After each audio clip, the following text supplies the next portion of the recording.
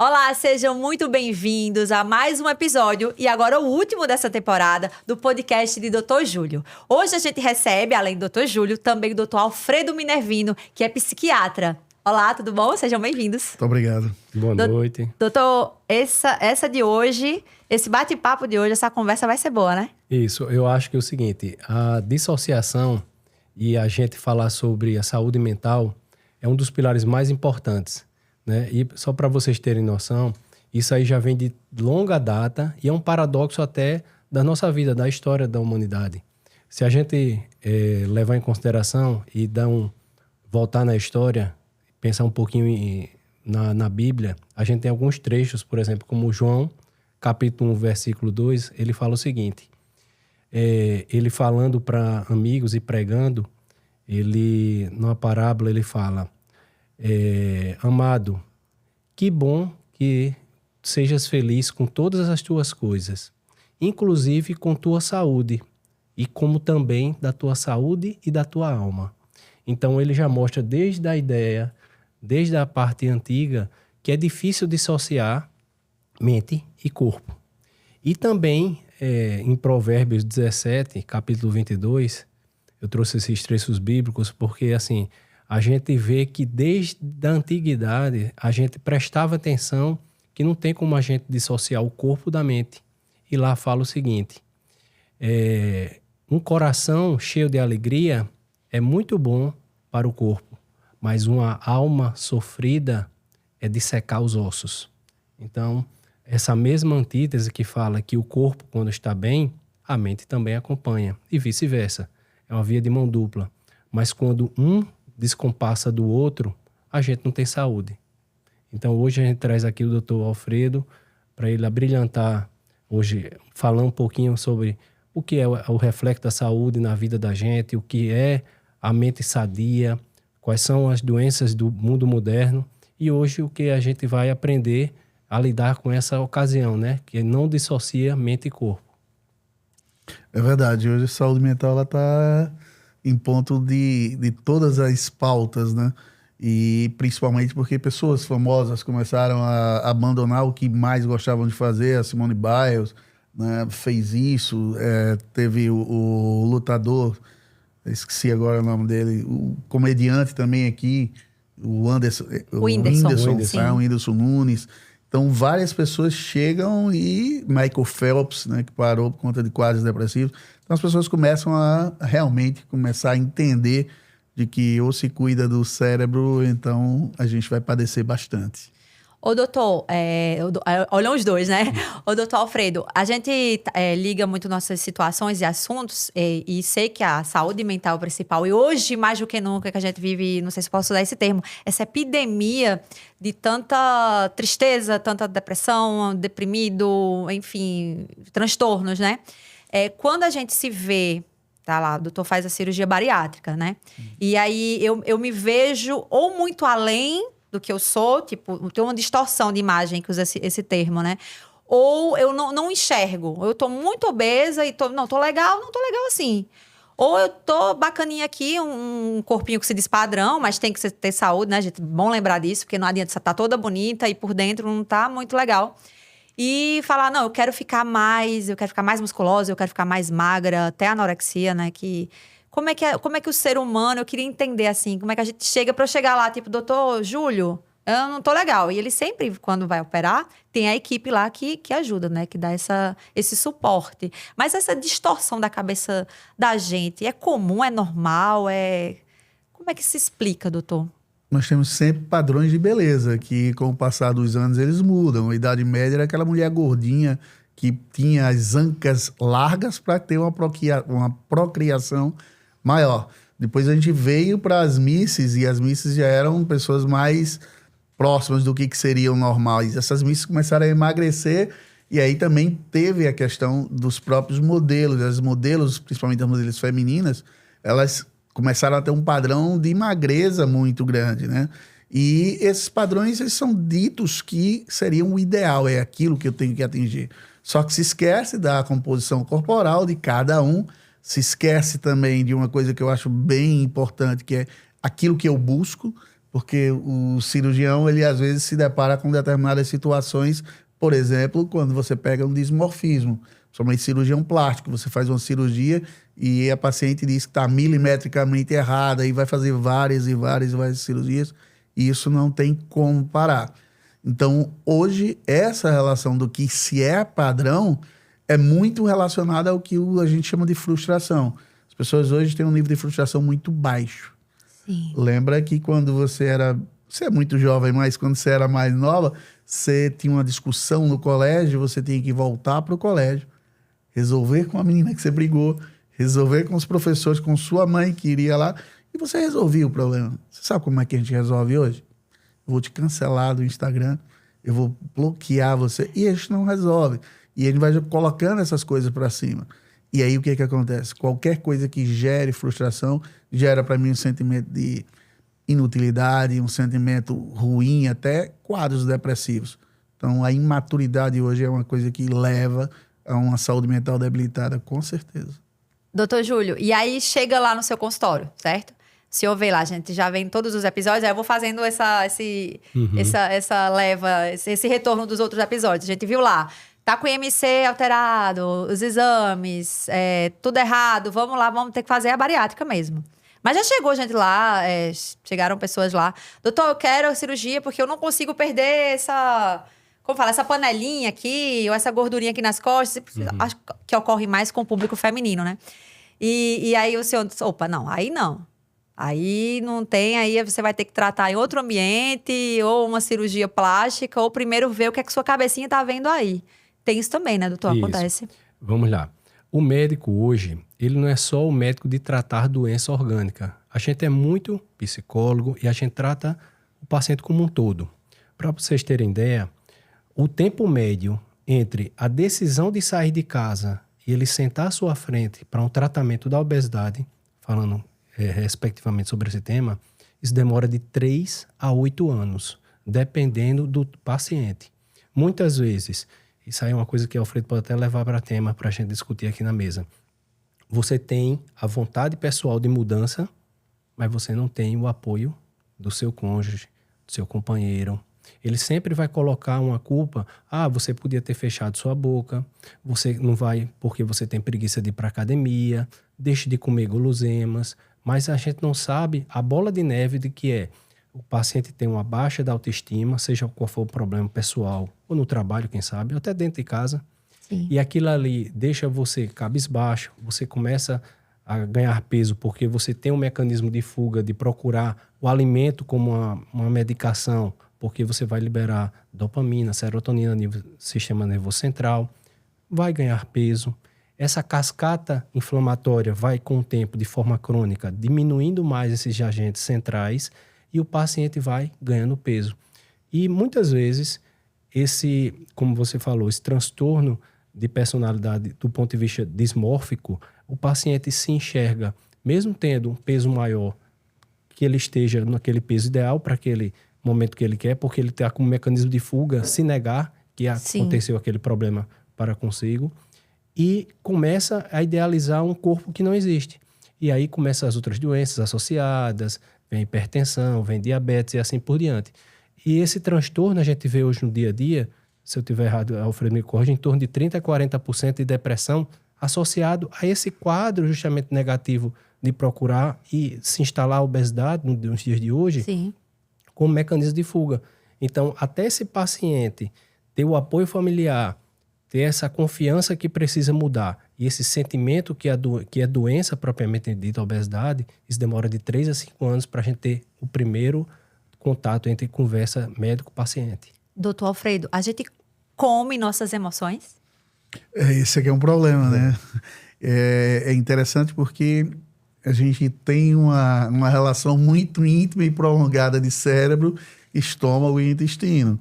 Então, a maior produção de serotonina é intestinal, só que ela não chega a nível cerebral. Sim. Mas fatores como estresse, fatores como quadros de ansiedade patológica, como transtorno de pânico, fobia social, as fobias específicas, estresse pós-traumático, todos eles levam a quadros de gastrite, a quadros de esofagite e de refluxo, quadro de síndrome de colo irritável. Então, isso é constipações crônicas, isso é muito comum que a gente tenha. Então, existe uma relação íntima e prolongada sobre aquilo que você sente, e aí vem todo o processo que a gente está vivenciando hoje. A gente tem que fazer sucesso, a gente tem que ter dinheiro, a gente tem que ter amigos, a gente tem que ter o carro do ano, a gente tem que ter um monte de coisa. Mas a gente não tem que ter. E esse é um problema que hoje afeta muita gente e leva a quadros muito graves de depressão. Porque aí eu vejo também, estou ansiosa. Eu vejo assim, acompanho, né? Tem os ansiosos que se acabam de comer ali. Não, eu já tô aqui, vou enfiar o pé na jaca, como a gente fala, né? Então, como aquele carboidrato e chocolate e tudo, vai comendo, refrigerante e tal. E tem aquela pessoa que fica mais, fica fastiosa, como a gente chama, né? Eu sou dessa. Se eu ficar triste, alguma coisa, eu já vou ali e não perco o apetite. Mas essa galera que come essas emoções e vai para esse carboidrato, que a gente até trouxe aqui, a nutricionista também, ela falou que é muito prazeroso. Né? Então, você come e quando transforma lá as químicas do nosso corpo, fica muito prazeroso. E aí eu me entrego. Eu já tô obesa, por exemplo. Não sei se eu vou no Dr. Júlio, fico aqui, vou procurar um médico. Mas eu já tô uns 10 quilos acima mesmo. Então, mais 2? Aí ganha 2, ganha 3, ganha 5 e de repente você já está com sua saúde toda comprometida. Porque não vai só essa beleza padrão, né, doutor? A gente pensa muito assim, eu olho mesmo assim no Instagram, nossa, corpão lindo dessa moça. Eu queria esse corpo pra mim. Meu Deus, como é que faz? Mas ela vive pra isso. Mas não tem filho. Então vão as comparações sempre. Opa, peraí. Você pode ser o que você é. Às vezes são filtros de internet. Exatamente. E quando você vê pessoalmente assim também, você fala, rapaz, tem alguma coisa errada.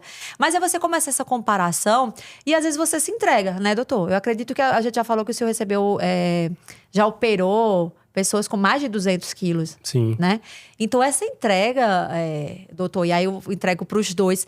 Como a gente chega assim nessa... Não, tô desistindo de mim. Porque aí eu vejo essa desistência mesmo, né? De ser quem eu sou. Não, já tô aqui, sei lá, vou só esperar meu dia. E come, e se entrega e não se movimenta. E às vezes a família apoia ou não. Fala, é o jeito dele, o jeito dela. E você vai se entregando e seu corpo vai ali perdendo a saúde mesmo, né? O ser humano, por exemplo, ele tem essa dificuldade muitas vezes de procurar ajuda. Às vezes a família realmente se acomoda com aquela situação e começa a ver aquilo ali como faz parte da rotina do dia a dia do paciente. Sim. Então acha que ele está vivendo aquilo ali, está bem. É aquela história do gordinho saudável. Não existe isso.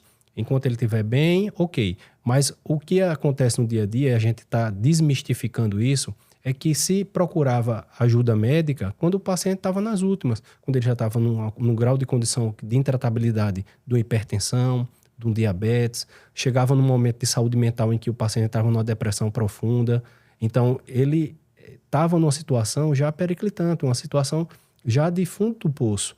E hoje a gente consegue mostrar que a doença, quanto mais precoce você aborda ela, seja na área da cardiologia, da pneumologia, você começa a tratar o paciente de complicações graves. Você evita que o paciente chegue a esse ponto.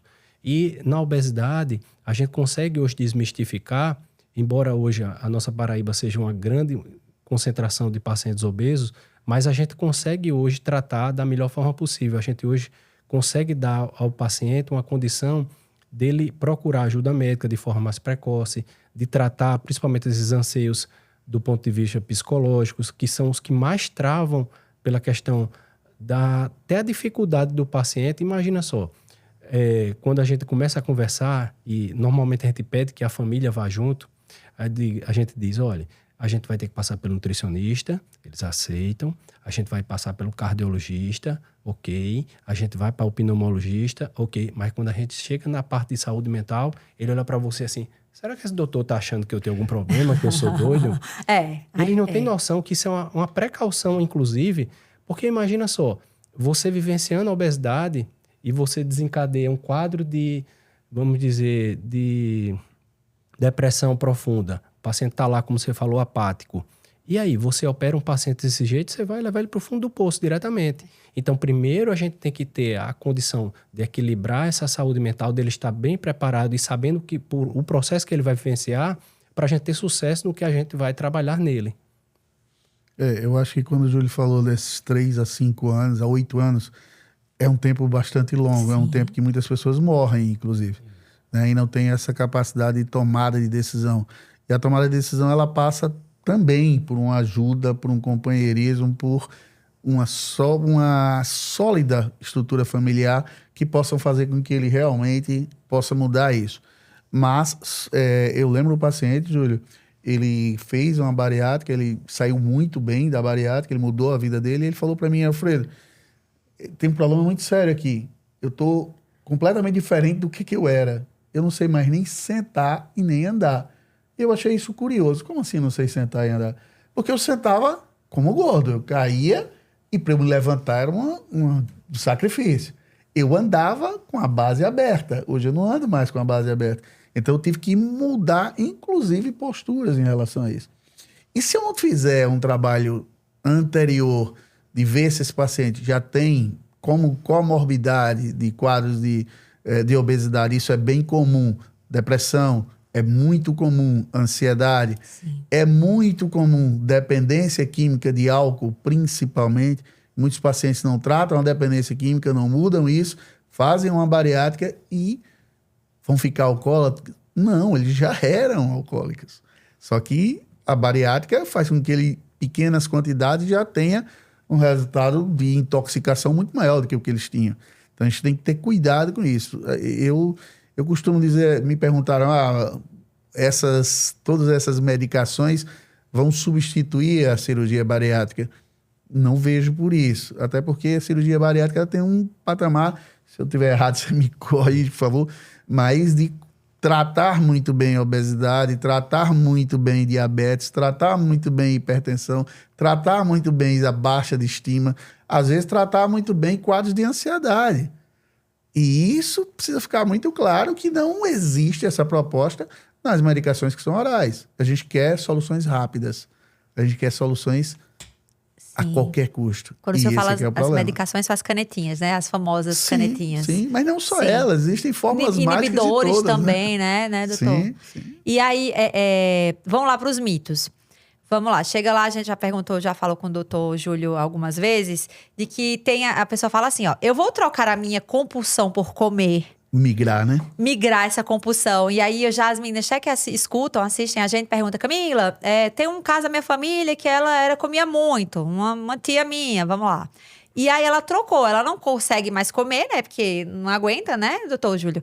E aí ela agora compra. Ela é compulsiva por compras. Eu digo, tá, e como é quem tá cuidando do juízo dessa moça, dessa tia aí? Porque tá faltando, tem alguma coisa errada. Ou isso aí, a maioria dos homens. Então ficou meio que taxado. Ela fala, mas você não sabe que as mulheres migram para as compras e os homens para o álcool? Eu disse, gente, é muito forte vocês estarem afirmando isso, né? É muito grave, inclusive, essa afirmação. Mas pode ocorrer, não necessariamente para as compras ou para o álcool, mas da nossa mente querer, doutor, compensar ou ver que eu não consigo mais comer 3 sanduíches com batata frita e refrigerante, e agora, como é que eu vou satisfazer? Tem alguma coisa triste aqui, então pego isso aqui e aí vou comprar, né? Já que eu não vou no iFood, enfim, no aplicativo de eu fazendo propaganda, no aplicativo de comidas e de delivery, eu vou começar a comprar sapato, bolsa, carro, casa, enfim, viagens. A nossa mente funciona nessa compensação? Não necessariamente todos eles vão ter dessa forma, como Sim. você muito bem disse, né? Às vezes você não tem um diagnóstico fechado de um paciente, por exemplo, bipolar, que aí ele faz uma cirurgia, ele está bem, mas ele descompensa do ponto de vista, às vezes, relacionada à mudança de medicação, houve uma diminuição da composição corpórea e talvez aquela dose não seja suficiente ou está maior do que o que precisava. A avaliação desses pacientes, dessa migração, ela não é comum que isso aconteça. Sim. Obviamente, se elas mudaram o perfil que elas tinham, elas vão ter necessidades maiores. E aí, se elas tinham uma baixa estima e agora elas estão se sentindo bem, elas vão querer comprar algumas coisas, vão querer fazer isso. Mas os transtornos do impulso, e aí nele tem a compra compulsiva, isso tem muita clarividência na relação do que você entende de necessidade para você, mas sobretudo uma relação impulsiva.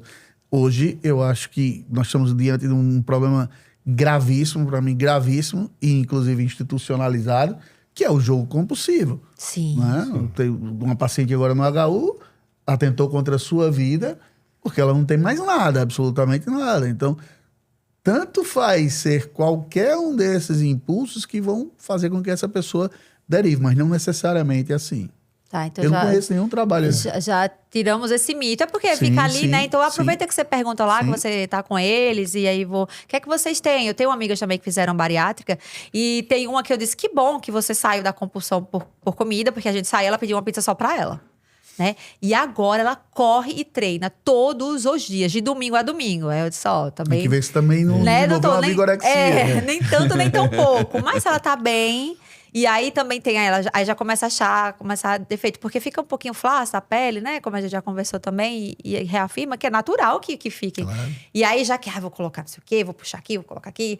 E tudo bem, né, doutor? Mas eu acho que eu faço assim, gente, mas porque você não tá se sentindo bem, ou porque você está vendo, e aí eu sou bem Caxias, né? Porque eu consegui até hoje não me levar por essas modinhas por enquanto, e sei que vou precisar também na questão estética. Mas até agora eu tô firme, e eu falo, mas é porque você tá se comparando lá na sua rede socialzinha, vendo, né, quem tá e quem não tá, ou porque você realmente quer, ou porque você vai ficar feliz.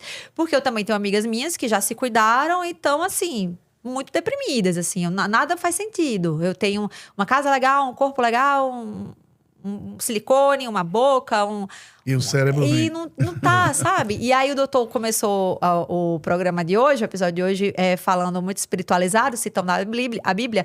E tem um que eu não sei, doutor, realmente eu sou esquecida, eu tava até conversando com o doutor, que eu fui para um show, cheguei um ano antes, né? Depois eu conto essa história.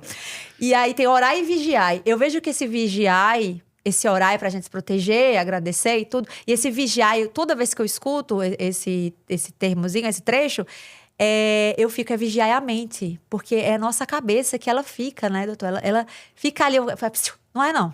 Sabe? Tem uma hora que você fala, não é não. Você tá pensando bobagem. Tipo, vigia teus pensamentos, porque senão a gente enlouquece. Eu vou trazer aqui uns tópicos, pegando todo esse assunto que a gente bem falou, para levar do 8 ao 80. Sim. Quando a gente está diante do paciente, que ele tem nessa primeira consulta, a gente vê aquele paciente normalmente apático, que normalmente quem fala os problemas para ele é o acompanhante, e começa o próprio acompanhante a relatar como era a vivência, o que é que ele comia, o que é que ele fazia, fala toda a vida dele naquele momento. Quando esse paciente tem indicação e ele vai fazer a cirurgia, e a gente sabe que a obesidade ela é multifatorial, tem várias causas. Não é só a questão porque o paciente comia e ingeria calorias, e sim porque tem vários outros fatores associados que levaram a ele estar naquele problema diante de você. E esse paciente, depois que opera, com sua indicação precisa, passado por toda a equipe multidisciplinar, ele tem algumas curiosidades, como o Alfredo bem falou. Tem uns que a gente começa a ver que eles tinham, um exemplo de um paciente que eu devo ter operado há uns 8 anos, que ele nunca teve uma vida social.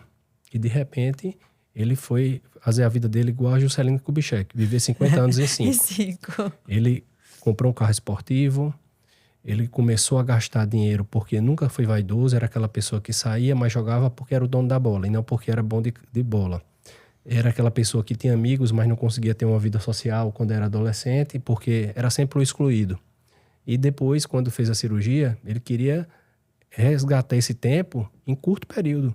Então, de carro esportivo, a roupas de marca, a viagens internacionais, de repente ele já estava sem saber como agir. Do mesmo jeito como o Alfredo falou.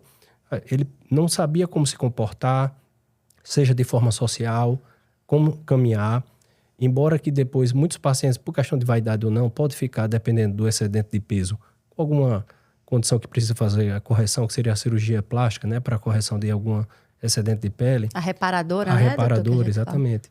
Esse paciente, às vezes, não se achava que estava mais magro. Ele sempre se policiava, não só ele, mas muitas pessoas, de não querer mais engordar.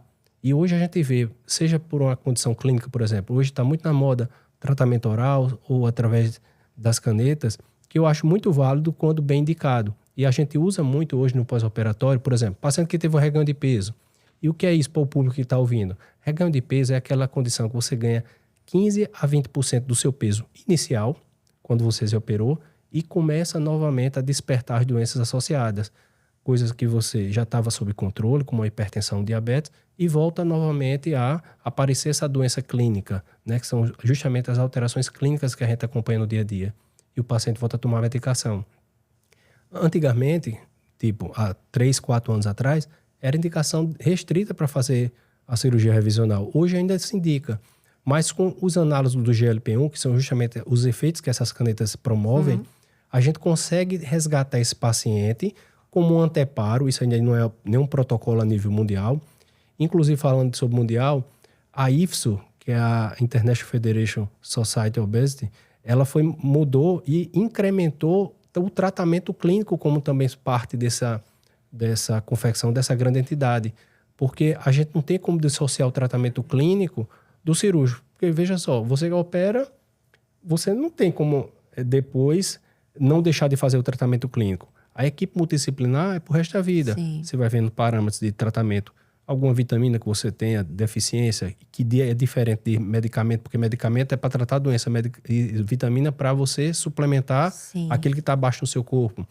Mas você não pode deixar, por exemplo, sua equipe multidisciplinar de ter seu nutricionista, fazer seus exames periódicos, fazer as avaliações como qualquer outra pessoa, independente de você se operar ou não, como, por exemplo, uma avaliação ginecológica anual, um tratamento dentário. Então, isso aí tem que fazer parte do calendário, vamos dizer assim, de cronograma periódico daquele paciente. E muitas vezes ele abandona.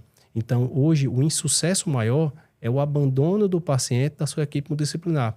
Isso acontece em qualquer área. Sim. Se você for hipertensa, você chutar o balde, controle minha pressão agora, eu não vou mais tomar mais Cheguei remédio e na jogar minha meta, fora. bati ali, tchau. Vou com Deus. Ninguém, assim, escolhe estar doente Sim. ou passar por uma doença, né? São coisas que a gente se depara de uma hora para outra e a gente tem que saber ter essa consciência, aí já entra no pilar justamente da saúde mental, de entender e absorver aquilo ali para você dar continuidade a um tratamento. E muitas vezes é uma doença crônica que você tem que levar pro resto da vida, como a obesidade. Sim. Então, o que a gente tem que entender, assim, de tratamento que a gente, levando do 8 a 80, como a gente falou agora no início, é aquele paciente que era apático, que ele começou a depois desenvolver, ou melhorou até sua autoestima, como a gente viu nos provérbios, que você estando com o coração, ou seja, a parte orgânica boa, Sim. e também desenvolvendo uma boa desenvoltura da sua alma, você começa a ter uma condição que hoje a OMS classifica, que o critério de saúde é paciente estar bem da condição clínica, orgânica e vida social.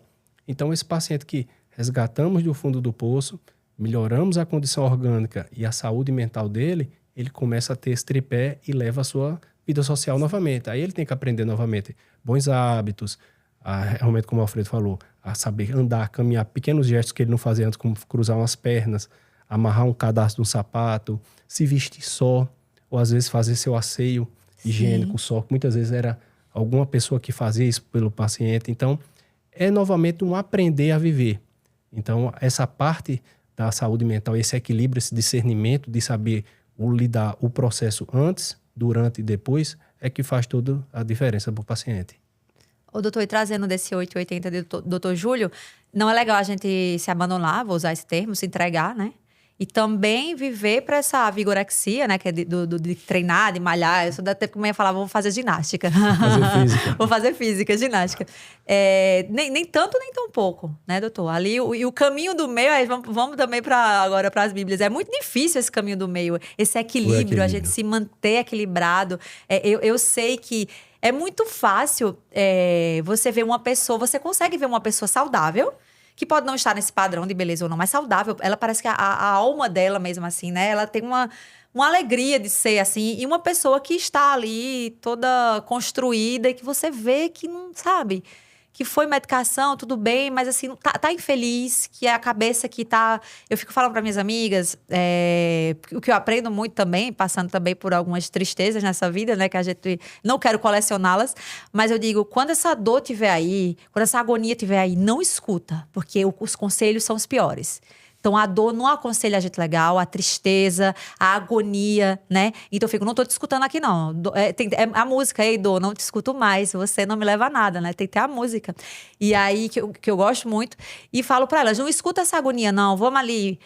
E aí, doutor, como é que a gente se policia? Eu tô com essas pessoas assim, ou obesas, ou que a gente sabe que não precisa, mas tá ali, eu quero fazer, porque eu sei que a canetinha não tá resolvendo, mas o doutor não quer me operar. Ou sou a pessoa que já tá entregue, não, aqui eu vou perder, não perco 100 quilos.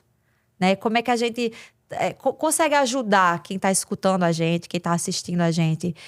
Qual a dica? Além de procurar, claro, um responsável, um médico, um psiquiatra, no seu caso, como é que a gente consegue ver que essa pessoa não tá num pensamento legal? Sabe, doutor? Você fala, isso aqui não tá legal, tá demais.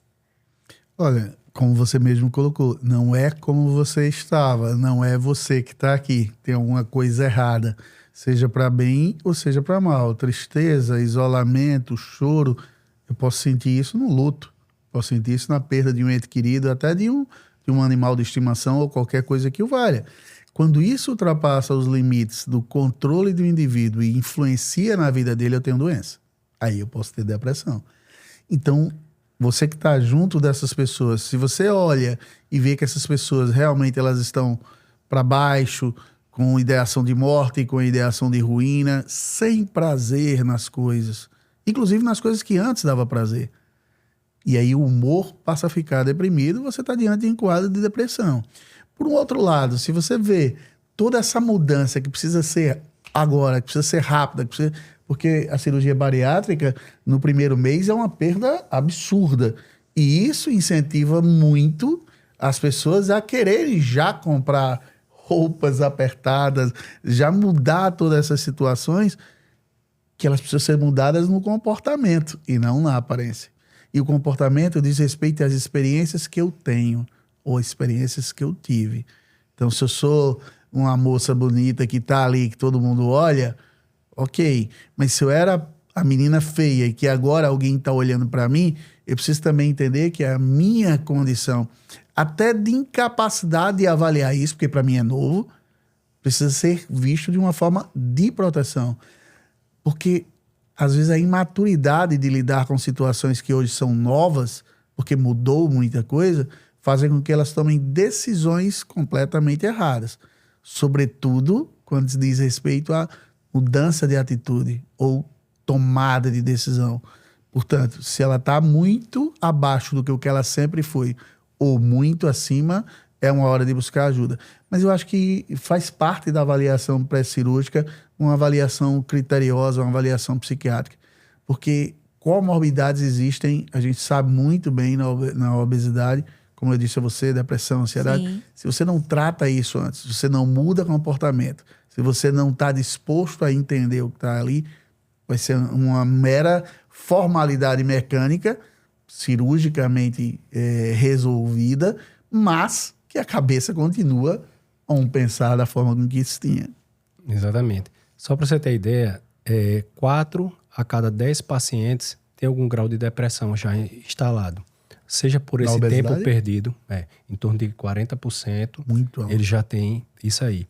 É aquele paciente que chega apático, como a gente falou, Sim. e que muitas vezes não tem nem condições de falar e explicar a sua condição clínica. A gente percebe que essa mudança nítida não é uma mágica, porque a cirurgia tem um percentual de impacto, vamos dizer assim, em relação a resultados. Mas é porque, como ela começa a mudar desfechos, a gente tira um paciente cujo resultado em torno de 1 ano e meio, isso vai abranger em torno de 40% do peso perdido, comparado com o tratamento clínico, que hoje consegue chegar a 20 e poucos, não desmerecendo, mas Sim. é a indicação, porque não é você querer sentar ou vai pagar, ou o doutor exigir que você faça. São critérios objetivos. Você preencheu aquilo ali, está incluso dentro do que é indicado para a cirurgia, você tem indicação. Não tendo, não é questão de ter ou não ter dinheiro, querer ou não querer. São critérios diagnósticos. São critérios diagnósticos, exatamente, que inclusive hoje são critérios, antigamente eram só medidas antropométricas, né? Era o índice de massa corporal. Hoje não. A gente avalia de forma pontual. Estou avaliando Camila como paciente. Camila, ela tem tais alterações de antropométricas, por exemplo, circunferência abdominal começou a aumentar, ela começou a desenvolver doenças. Aí a gente pode dividir isso em pré-clínicas e clínicas. Pré-clínica seria o quê? Imagina só você fazer um exame agora corriqueiro e descobrir que sua glicemia está 115. Opa! São alterações pré-clínicas, então vai chamar o alerta aí para uma possível diabetes no futuro. Mas também essa Camila pode se deparar com um quadro de 130, 140 de glicemia e já é considerado diabetes, então já tem uma indicação clínica. E o peso ele pode variar de acordo com a comorbidade que o paciente apresenta. Então não necessariamente você vai operar o paciente cujo índice de massa corporal seja acima de 40.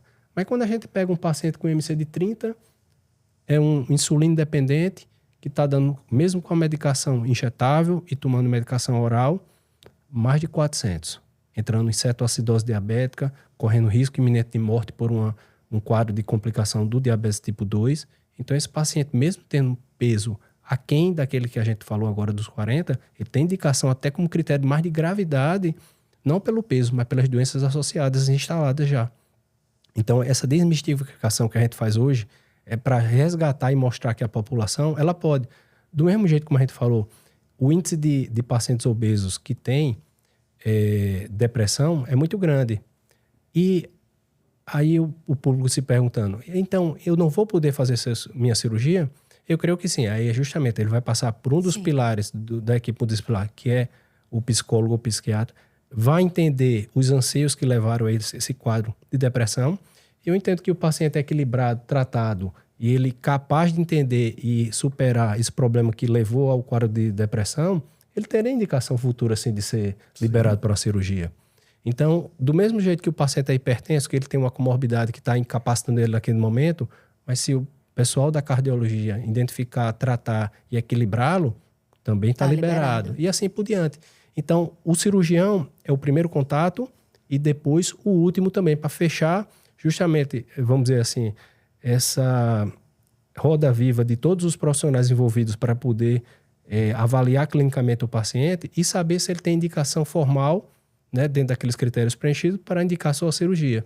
É um conjunto de medidas profiláticas. Isso. A gente vai tratando. Vocês têm que vezes. começar a usar os termos aí, vocês vão falando, eu vou perguntando, porque aí eu vou traduzindo, tá, gente? Quem tá assistindo a gente, quem tá escutando, eles vão assim, eu falo, vamos, o meu papel aqui é traduzir também e fazer o papel de vocês, e o meu e o nosso, a gente vai trazendo.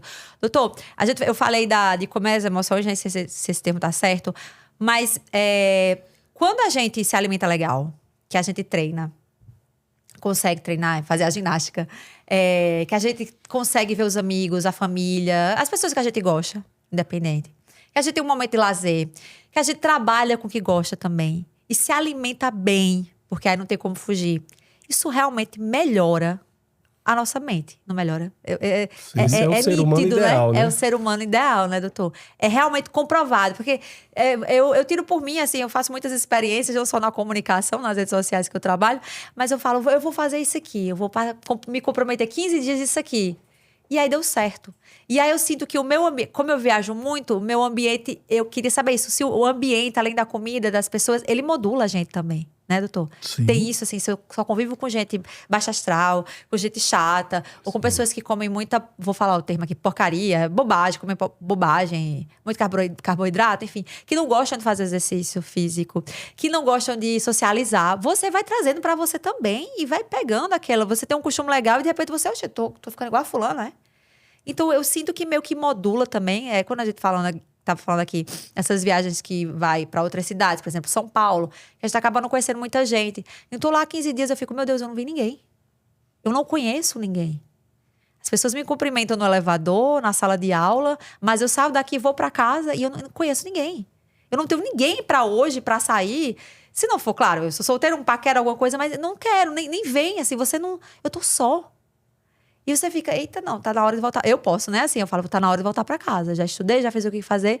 Mas eu sinto que esse ambiente vai modulando. E aí eu vou me tornando também muito egoísta. A palavra é essa. Não, se tá bom pra mim, vocês aí, tchau. Tem isso também, doutor, dessa modulação, assim, de eu ficar... se eu tô muito só, então eu fico muito, realmente egoísta e tudo me satisfaz. Se eu tô com muita gente, aquelas pessoas fazem coisas que eu não gosto, acaba que, tipo, Maria vai com as outras, ou diz-me com quem anda, que eu te direi quem é esse. Tem essa modulação de pessoas, de alimentos, de músicas no nosso ambiente, para nossa mente. Júlio falou na definição da OMS, né? A definição da OMS, eu acho que ninguém consegue chegar. O bem-estar físico, mental, social, espiritual. Então, ninguém consegue isso. Nós vivemos dentro de um processo de influência. E aí, obviamente, que essas influências vão atacar, de todas as formas, a nossa homeostase. E aí é preciso ter algum padrão a que eu me pegue. E esse padrão ele é aprendido pelos pais, ele também é aprendido por aquilo que a gente vê no dia a dia. Se eu entendo, por exemplo, que eu estou em casa e liga alguém e diz que eu não estou, o meu filho aprende que ele pode mentir sem problema nenhum. E ele vai seguir o mesmo padrão, porque o exemplo fala mais do que a palavra. Então, essa condição de influência em cima do padrão de comer, em cima de qualquer que seja a avaliação do meu self, isso vai influenciar muito, inclusive nos transtornos mentais. Porque os transtornos mentais, eles têm os padrões etiológicos relacionados à biologia, relacionados à alteração cerebral, mas tem a influência do ambiente aí no meio que faz com que você tenha, de uma certa forma, um resultado maior. Por exemplo, países onde tem caracteristicamente separados as estações do ano, no inverno tem muito mais quadros de depressão. As pessoas se isolam. No Brasil eu não sei, porque tem o Rio Grande do Sul que tem isso, mas na Paraíba, né, só quentura e calor, a gente não tem muito essa condição de ver isso dessa forma. Mas a gente vive dentro de uma condição chamada de recompensa. Nosso sistema de recompensa ele está sempre ligado. E se eu não tenho essa recompensa, seja ela qual for, né, você não investe no filho porque você gosta dele. Não, você investe porque você quer que ele seja gente, você quer que ele dê para ele, você quer mostrar o trabalho que você fez foi bem feito, você está ali naquele ponto daquela forma. E isso é o que gera satisfação. Quando não gera satisfação, vai gerar uma outra situação que pode ser angústia, que pode ser ansiedade, mas que pode ser uma condição pior, que é o indivíduo ficar isolado dentro das suas características que eles achavam que seria certo, mas que hoje não se adapta ao que você encontra aí. E até uma síndrome de adolescente, né? Ninguém me entende, ninguém me compreende, eu sou diferente, eu sou difícil, mas eu sinto também isso, de conviver com tanta gente, de tanta idade, e por mim também, falar, não, isso aqui eu não me passo mais, ou eu não quero mais, e às vezes você pode ir pro aniversário e conhecer pessoas legais. Claro. E você fala, não saio de casa não, hoje, terça-feira, amanhã tem trabalho, lá. Não vou, na sexta-feira, tô cansada, trabalhei a semana toda. E a gente vai se privando também desse convívio. E eu sinto também que o mundo tá agindo para que a gente fique em casa também. É o aplicativo da comida, entrega para você em meia hora, é o stream com... Eu vou procurar um filme que eu quero, de repente já tô vendo outra coisa, ou senão passei já 30 minutos procurando e ainda não vi nada que me interessa. Porque existe uma oferta muito grande, né, doutor? E você tocou no assunto importante. A gente tá vendo 3 tipos de gerações convivendo hoje no mundo atual, né? A geração X, Y, Z, e cada um com sua característica. Então, dos anos 80 para trás, eram aquelas pessoas que viviam, como o Alfredo falou, com bullying, que eram resolvidas de uma forma pontual. A gente depois começou o advento da internet, de 94 para cá, então começou uma geração diferente, e a gente começou a ter tudo a um simples toque de um clique, né? Então, tudo vem a você. Então, você deixou de procurar muitas vezes o alimento, a atividade física, como você falou bem, a ginástica, para hoje você fazer uma vida fit baseado no que aquela evidência do que você quer ser visto como padrão está na parte de mídia. Você nem conhece quem está pregando aquilo para você, mas é a questão que você falou do exemplo. Então você começa a seguir exemplo de pessoas que você nem conhece e deixou de ter os exemplos de orientação de casa, do pai, da mãe, da avó e assim por diante. E hoje você vive, por exemplo, no ostracismo, a questão de você viver só, ou você ter uma vida só, ou mudar sua condição social, era casado, hoje é solteiro, casado e depois casou novamente, ou seja, faz uma miscelânea hoje da vida de cada um, baseada hoje em influências, né? Que a gente vê na internet, que a gente vê num problema pontual, e aquilo ali você adquire como uma coisa normal, vivenciar isso. Então, trazendo isso para a parte médica, a gente começa a ter mudança de paradigma, de mudanças de valores que a gente tinha desde uma geração para outra, e hoje a gente se baseia numa coisa eminentemente tecnológica. A gente começa a ver padrões diferentes de comportamento, de vida, de condição social. E é como o Alfredo falou, a gente não quer ser o melhor, a gente não quer ser o mais rico, a gente não quer ser o mais bonito, a gente idealiza de acordo com o perfil que hoje manda a sociedade. Sim. Isso aí a gente tem que ter muito cuidado, porque isso aí começa a tirar o norte do que você acha o que é certo para você ter de valores para passar para sua família, para seus amigos, uma boa convivência, para você instituir o que está hoje sendo na moda, né? Então a gente tem que ter muito cuidado com esses paradigmas, vamos dizer assim. O viver para os outros É é muito grave, né, doutor? Bem grave, bem grave. Porque eu não vou conseguir nunca estar suportando as suas expectativas. Porque eu deixo de ser eu e passo a ser você, ou o que você prefere que eu seja. Então, todo mundo pintou a unha de marrom. Aí, todas as mulheres estão usando. Às vezes, eu nem gosto de marrom. Né? Eu nem gosto de marrom. Mas fulaninha na novela, hoje, mas na novela, né? No Instagram, enfim. Fulaninha tá todo mundo de marrom agora. Ah, tem uma franja. Ah. Aí eu fui, não, é porque eu gosto mesmo da minha franja, mas tô tentando usar o exemplo. Todo mundo trocou de carro. Ah, não, então eu sou um incapaz. Eu não consigo trocar meu carro, né? Eu sou o quê? O que eu tô fazendo nessa vida se eu não posso trocar um carro? Mas não é aquele carro, uma versão melhor, ou vai lá, um Pro Max. É um Pro Max, um 17, pronto, celular. Eu tô com o meu aqui, mas já lançou outro, então eu tenho que ter. Ah, tem função, você trabalha com, você precisa dessa câmera, desse zoom, do que ele oferece? Não, mas eu quero ter, eu preciso ter. É muito, muito difícil, né, doutor? E às vezes eu tiro muito por mim, eu trago minhas vivências pra cá, eu falo, eu sou esquisita, então. Eu me acho esquisita. Agora, eu que sou esquisita. Eu era normal no colégio, né, na infância. Ah, menininha, lá, bonitinha, nananã, estudiosa, depois faculdade, uma vidinha normal. E de repente, hoje eu sou esquisita. Eu escuto o que as pessoas não escutam, eu gosto do que as pessoas aparentemente não gostam. É difícil também essa... É frustrante, doutor. E hoje você tem especialista para tudo, né?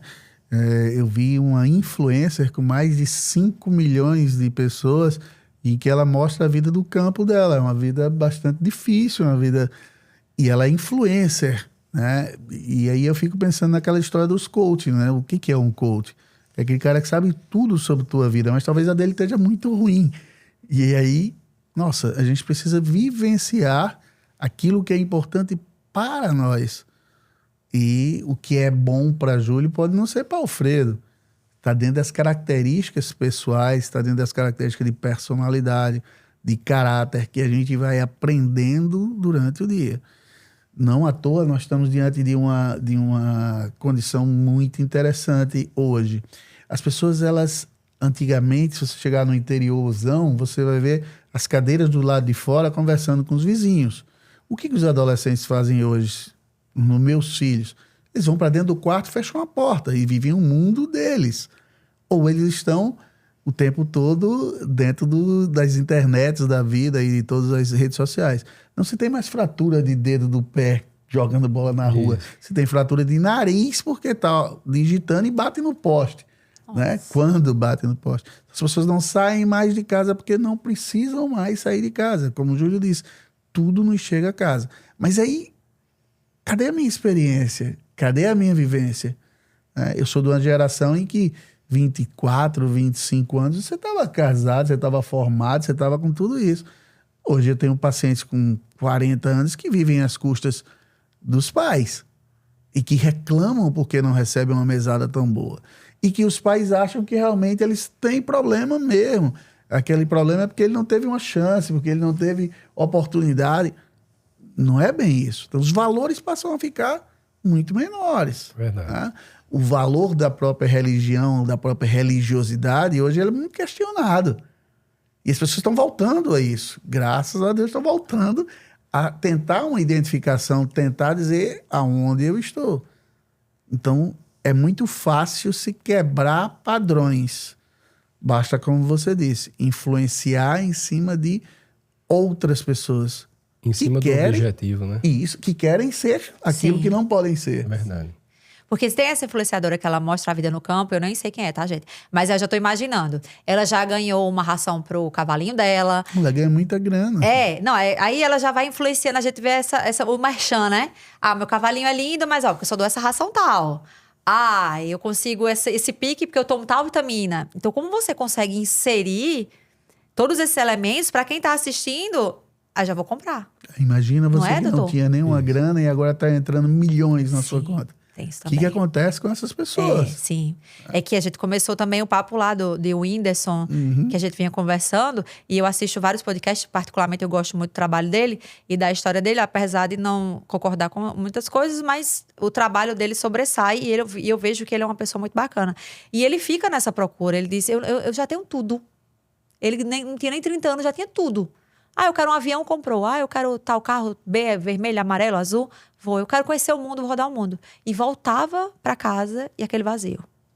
E voltava para casa e aquele vazio. É tanto que ele se internou, né, doutor? Sim. E eu achei isso muito importante, porque ainda existem as coisas como as brincadeiras de mau gosto, como o doutor Júlio falou. Ah, eu vou pro cardio, eu vou pro dentista, eu vou fazer exame de sangue, eu vou fazer ressonância, eu vou ficar de cabeça para baixo. Mas no psicólogo, psiquiatra, eu não vou não, porque eu não tô doido, não tô doida.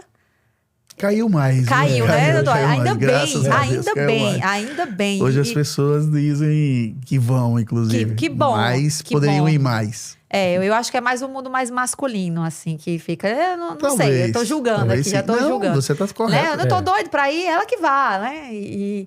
Mas eu acredito que o poder, e sei, o senhor sabe muito mais, da nossa mente comandando esse corpo e avisando, ó, não tá legal isso aqui, ou tá legal, ou senão, vai lá, você já comeu mesmo uma caixa de chocolate? Come outra, né? Isso sou eu na TPM, né? Vai comer outra, já comeu. Come outra, né? Então, você tá com 10 quilos, daqui pra 15 também não... E aí também tem um de extrapolar, né, doutor? Tem gente que fala assim, não, agora... Ai, faltam 15 quilos pra fazer a bariátrica. Então, eu vou conseguir esses 15 porque eu não consigo perder esses 10.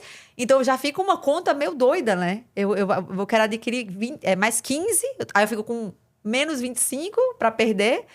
Aí eu, não, já vou eu levo 30. Também tem isso, né, doutor? Tem essa... Isso aí, esses dois extremos acontecem. Aquele que não tem indicação nenhuma, mas se acha pelo dismorfismo, eu quero me operar, o paciente nem obesidade tem talvez um pouco de sobrepeso.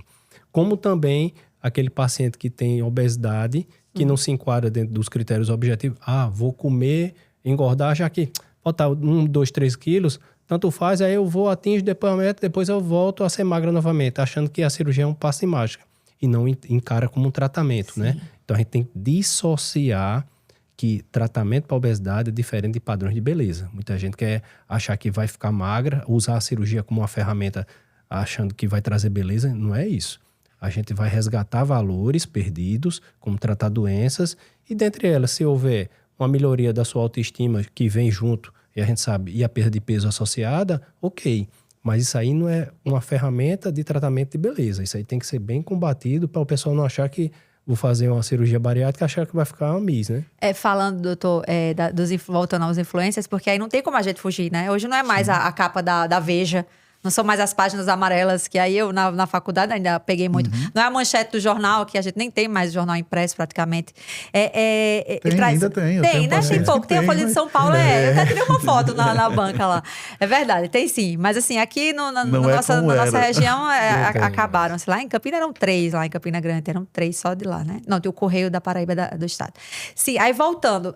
eu tenho... Aí fala, olha só essa moça. Ela fez a bariátrica, uma influência, né? Fez uma bariátrica. E aí ela fez a reparadora, e ela colocou aqui e tal, botou cabelo, tirou. Enfim, aqueles desenhos que tem, né? Até brincando. E aí eu quero atingir aquilo. Mas ela não fala... Ela fala, não, isso aqui foi tudo comendo comidinha da terra, tá? Plantinha, é uma dieta equilibrada. Mas a gente sabe, quer dizer, quem consegue entender isso, que tem anabolizante, que tem medicação, sabe?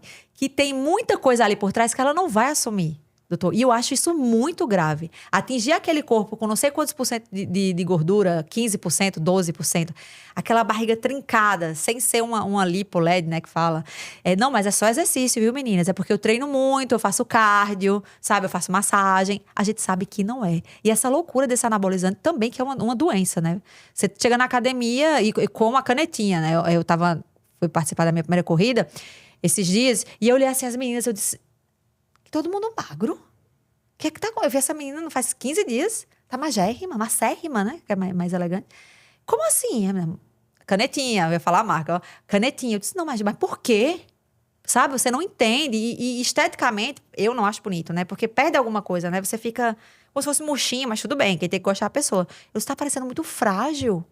Vai bater um vento aqui e vai levar, mas enfim...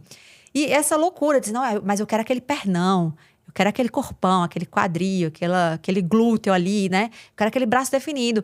E a gente sabe que o exercício, para conseguir isso, principalmente depois, acho que dos 40, salvo engano, para ganhar essa massa muscular é rojão, né? É trabalho. Não existe nada de graça, Não existe, né? não existe almoço grátis, né, Exato. doutor? Mas assim, esse uso dessas medicações, tanto para emagrecer como anabolizantes, você vê assim, você tem que ter cuidado, você tem que vigiar mesmo que você fica, não.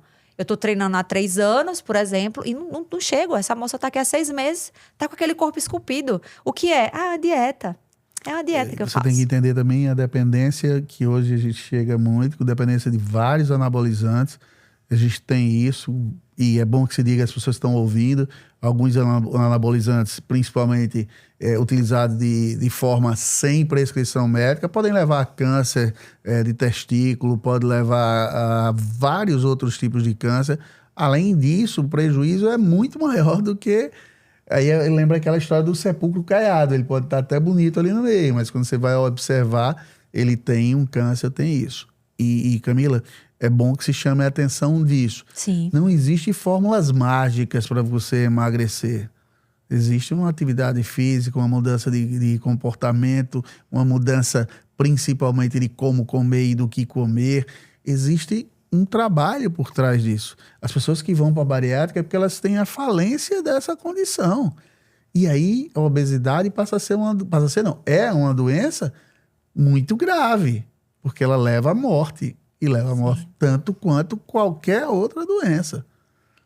Mas existem pessoas que não têm, como você disse, essa necessidade, e aí começam a apresentar principalmente um comportamento de compulsividade e, por vezes, até alimentado por prescrições médicas absurdas. Né? É muito grave, né, doutor? A gente tem que filtrar todas essas informações, né? Porque como a gente vive hoje numa situação do que está lá na tela é o que é realmente verdade. E se é doutor fulano, não, mas ele é doutor aqui, então ele tem propriedade. Será? Gente, eu não tô querendo nem causar contra vocês nada antiético, pelo amor de Deus. Não, mas é bom, esses procura cuidados... se tem RQE. Isso. Sim. Muitas vezes você vê lá um número de seguidores, vou seguir esse doutor aqui por causa disso.